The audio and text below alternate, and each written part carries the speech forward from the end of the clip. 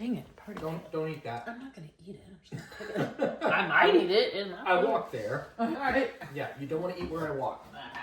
This is a pretty good rule.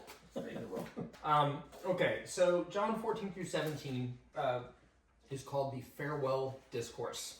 Yes, I did have to look this up. These chapters together, which is why they're all grouped together, is Jesus' final farewell before the cross.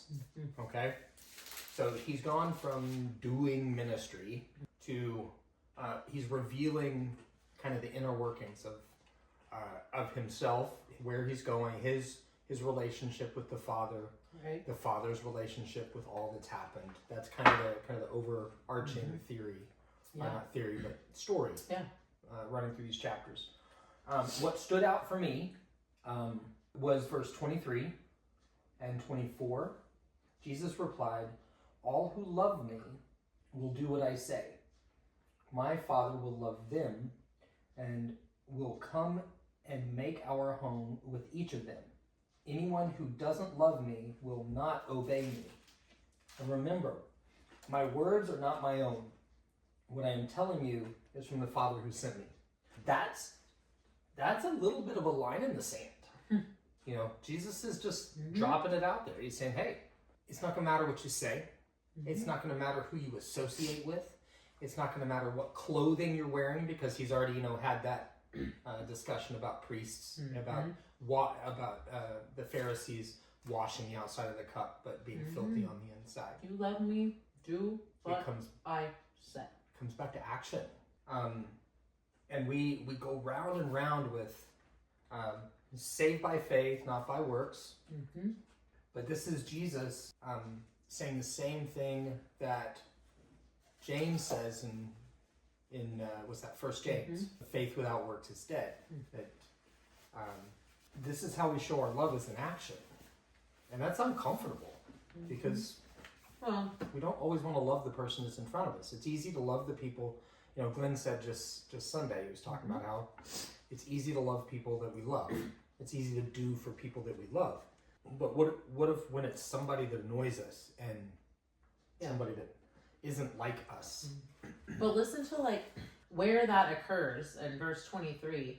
What he says before that, it's just so, it still comes back down to showing how human we are, because even his closest disciples, Thomas, Philip, are still asking. This is the final goodbye, right? This is leading up to the very end of everything. He's told them time and time again. He's already had the Passover meal. He's told them what's about to happen. And they still say, how can we know where you're going? How can we know the way? Show us the Father. We'll be satisfied. They're still looking for some kind of proof. They're still looking for some tangible. Yeah, to get their mind wrapped around what's going on. They still can't get their mind wrapped around it. This is, what this is. Gross. Oh, it was the end of the tamale, I think. I thought maybe it was part of those marigolds or something. But yeah, I think it's interesting that they're at the very end and they're still can't get their mind wrapped around it. There's so much of the Gospels is just adventures in missing the point. So much of this entire story and these traditions are adventures in missing the point, and course correcting, and missing the point, and course correcting. With people doing that over and over again. So it's a mirror for life. The only other, I didn't actually highlight it, but 27, I'm leaving you with a gift. Peace of mind and heart. Peace I give is a gift the world cannot give. That. So, everything's a mess right now. I will take that as a one-liner promise. So don't be troubled or afraid. The Bible says that a lot. It does. It says don't be afraid. Why does it say that? Not so that we won't. So that when we are, I think we take that so literally a lot of times. Don't be afraid. Just don't. You just don't. The Bible wouldn't say it that many times if God didn't know we weren't going to be. Sure. Every human has been, is going to always be. Fear is hardwired in us. So how we deal with it is what's important. So yeah. It's 14.